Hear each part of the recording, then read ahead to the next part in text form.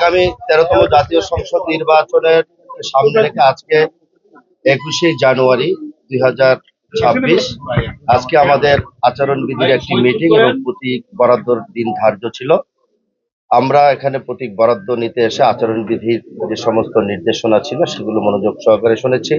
আমার সাথে আছেন আমাদের নির্বাচন পরিচালনা কমিটির সম্মানিত প্রধান উপদেষ্টা আমাদের প্রিয় মজিব হোসেন মতি ভাই এবং উপদেষ্টা মন্ডলীর সদস্য আশরাফুজ্জামান এম খালিদ, কাপুর থানা বিএনপি নির্বাচন পরিচালনা কমিটির সংগ্রামী যুগ্ম আহ্বায়ক একরাম হোসেন বাবল এবং সাব্বির দেওয়ান জনি।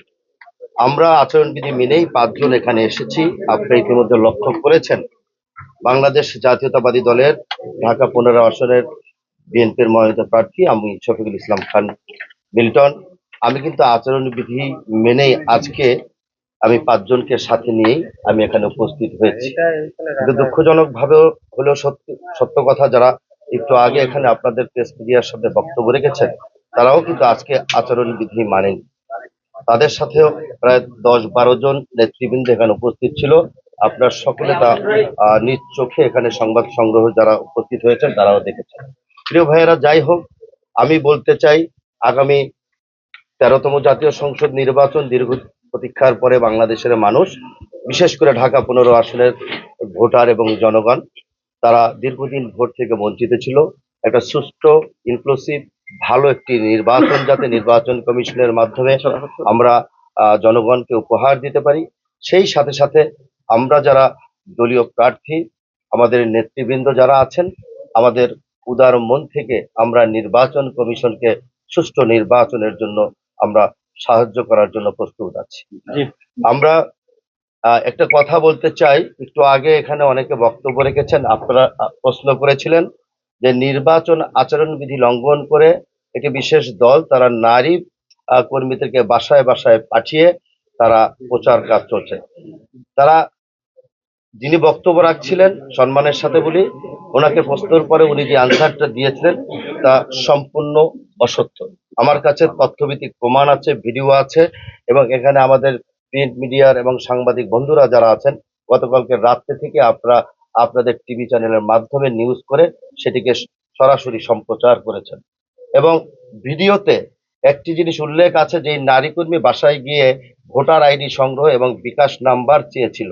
সাথে সাথে তার বাড়ির কর্তা একজন পুরুষ ভাই বাসা থেকে যখন বের হয়ে নারী কর্মীকে প্রশ্ন করলেন যে আপনারা প্রচার কাজ আগে কেন করছেন, কিংবা আচরণবিধি লঙ্ঘন করে আমার কাছে কেন ভোটার আইডি চাইছেন। ভোটার আইডি এমন একটা জিনিস, মানুষের পার্সোনাল একটা ইনফরমেশন থাকে। সেই ভোটার আইডি সরকারি কাজ কিংবা তার নিজের ব্যবসা বাণিজ্যের বাইরে কারোর হাতে হস্তান্তরযোগ্য নয়। এমন একটা পরিস্থিতি তাকে যখন প্রশ্ন করা হলো, সেই নারী কর্মীরা এদিক ওদিক ছুটাছুটি করা শুরু করলো। পরবর্তীতে ওই নারী কর্মী তাদের স্থানীয় যিনি জামাতে ইসলামের আমির আব্দুল মতিন সাহেবকে কল করলেন এবং উনি পাশে ছিলেন। আব্দুল মতিন সাহেব সরাসরি 20-25 জন তাদের নেতা কর্মীকে নিয়ে এসে ওই বাসার ওই পুরুষ কর্মীকে নাজেহাল করার চেষ্টা যখন শুরু করেছে, এলাকার মানুষ সহ স্থানীয় নেতৃবৃন্দ সেখানে গিয়ে উপস্থিত হওয়ার পরে উনি ওখানে প্রকাশ্যে ক্ষমা চেয়ে এসছেন। সেই ভিডিও ফুটেজ আমার কাছে আছে এবং আপনাদের কাছে অনেকের কাছেই থাকার কথা, যেহেতু কালকে রাত্রে আপনার সেই সংবাদগুলো আপনারা প্রচার করেছেন। এটা একটা মিথ্যা কথা উনি বলেছে। যদি আপনারা মনে করেন সেই ভিডিও ফুটেজটি আপনাদের কাছে আমি দিতে পারি, আমার কাছে আছে। আমি মিলন ভাই, জামাতের নেতাকর্মীরা আহত হইল কিভাবে, লাঠিসোঁটা হাতে পদধারী আমি বলছি অভিযোগ আপনার দলীয় নেতাকর্মীরা আমি বলছি আমি যেই কথাটা বললাম নারী কর্মীরা, সেটি সকাল এটা হলো দুপুরের ঘটনা 12টার দিকে। তারপরে সেখানে গিয়ে প্রকাশ্যে ক্ষমা চাওয়ার পরে আমাদের নেতৃবৃন্দ স্থানীয় মানুষ এটাকে সমঝোতা করেছে এবং আমাকে ফোন দেওয়ার পর বলেছে ঠিক আছে, এটাকে সমঝোতা ভাবে যাতে করা যায়, আগামী নির্বাচন যাতে সুস্থ হয়, কোনো ধরনের মারামারি কাটাকাটি না হয়, সেই নির্দেশ মোতাবেক সেখানে সেটা সমঝোতা হয়েছে।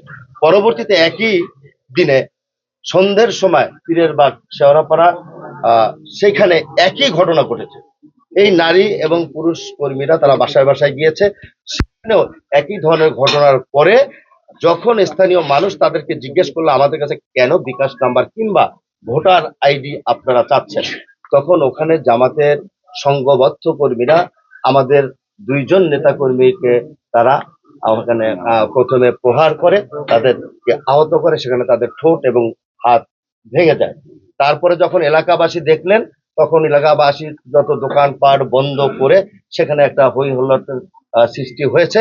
তাৎক্ষণিকভাবে আমি নিজে পুলিশ এবং সেনাবাহিনীকে কল করেছি, সেখানে যাতে পরিস্থিতি নিয়ন্ত্রণের জন্য সে ব্যবস্থা গ্রহণ করে। তারপর সেখানে সেনাবাহিনীর তত্ত্বাবধানে সেনাবাহিনীর মাধ্যমে সেখানে গিয়ে গতকালকে দুই পক্ষের সকলকে সামনে রেখে এটা ফয়সালা করেছে। আমরা আশা করব আগামী নির্বাচনটা ঢাকা 15 আসনের মানুষ যাতে শান্তি এবং শৃঙ্খলার সহিত নির্ভয়ে যাতে তাদের ভোট প্রয়োগ করতে পারে, সেই ব্যাপারে আমি নির্বাচন কমিশনকে অনুরোধ জানাবো। পাশাপাশি একজন প্রার্থী হিসাবে আমার দলের যারা দায়িত্বশীল পদে আছেন তাদের সকলকে আমি গতকালকেই মিটিং করে বলেছি, এবং এটা আমার নৈতিক দায়িত্ব।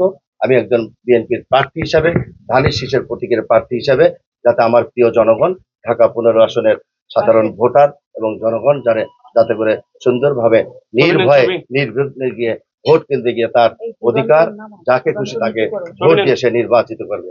আমি আজকে যারা সাংবাদিক ভাইয়ের এখানে উপস্থিত আছেন আপনাদেরকে ধন্যবাদ জানাই।